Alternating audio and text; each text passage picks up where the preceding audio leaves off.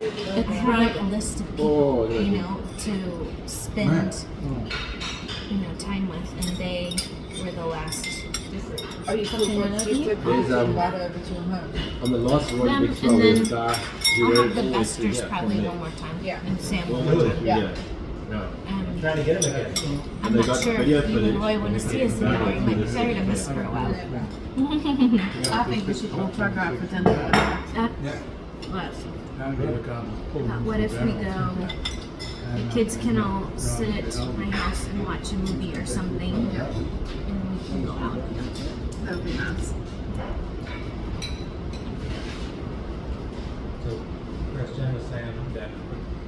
Oh, maybe I'm tired of you. Just I guess, one worried that the food we had made the last couple of days wasn't going to be good for you because you're going to meet that. So it said it worked out really well because it all happened to be vegetarian. Oh. The last 3 days.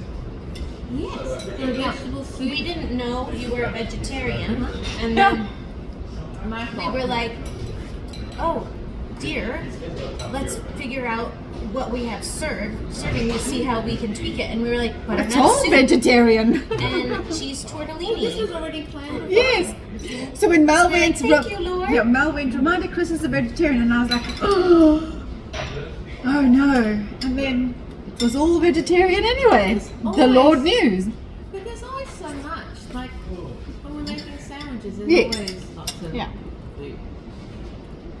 Other lunches, I don't remember. I've lost track already of what we did. It all blends together. Taco Taco soup soup would with have all been the a meat in we would have been able to separate that into vegetarian.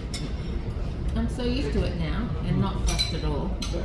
To make something inconvenience people just for one person. Oh, no. Most of the time, it's pretty easy, like mushrooms to go on the braai and some halloumi.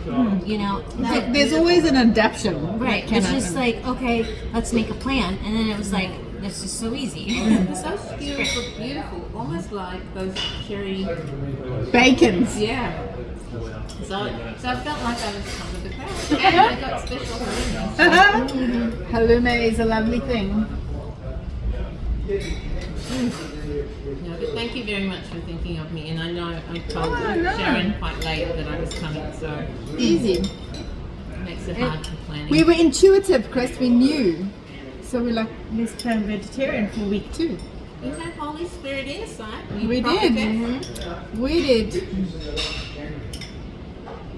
Can't believe this. Casey, did you say that's Crusoe? Yeah. All on his own. There was somebody else. Brave boy. Roy would be in big trouble if that was Roy floating out there all by himself. You don't surf in conditions like this. He's not by allowed to yourself. surf on his own. That is the one rule I have. Yeah. I don't have many. You may not surf on your own. Yep. And Same rule.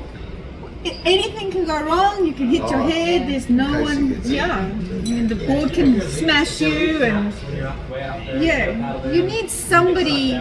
You may not have to know the person, but you're aware that But there's a somebody else surfer on will board. give aid. If someone is in need, a surfer will give aid. And that was the picture of it at the contest when the shark bit Mick's leash. And who was in the heat with him? And he immediately was paddling to Mick.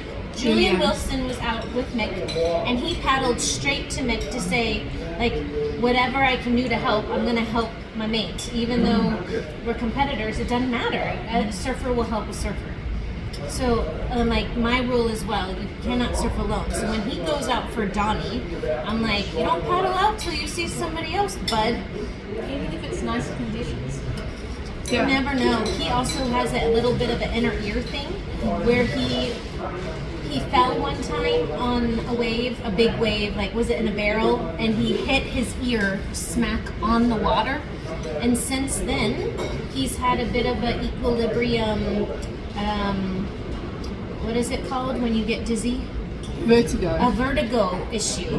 And two ENTs have looked at him, and they can't really see that anything is wrong. They said, you're all messed up, you're a hopeless case. So when he doesn't hear you, you got an excuse, right? No. Vertigo does not equate deafness or hard of hearing. The point is, he has learned if he falls on a big wave, and if he doesn't, he's learned now, he needs to plug his nose and swallow as he's tumbling. then he can keep his equilibrium straight. If he doesn't do that, a super dizzy spell comes over him. And yeah, so otherwise the dizziness happens and you're in the water. And he said when it first happened, he couldn't tell which way was up at first to know which way to swim. And then he said he's so conditioned, I get on my board and I paddle back out. And so he got on his board when he popped up and he started paddling out again, but he was so disoriented. He was like, I'm paddling back out, but I shouldn't be paddling back out. And it was like trying to make sense of where you are, what direction you're going. And so I'm like, you may not surf alone. I call it getting his bell rung. I'm like, if you get your bell rung again, you can't be alone. You have to watch that movie, really go.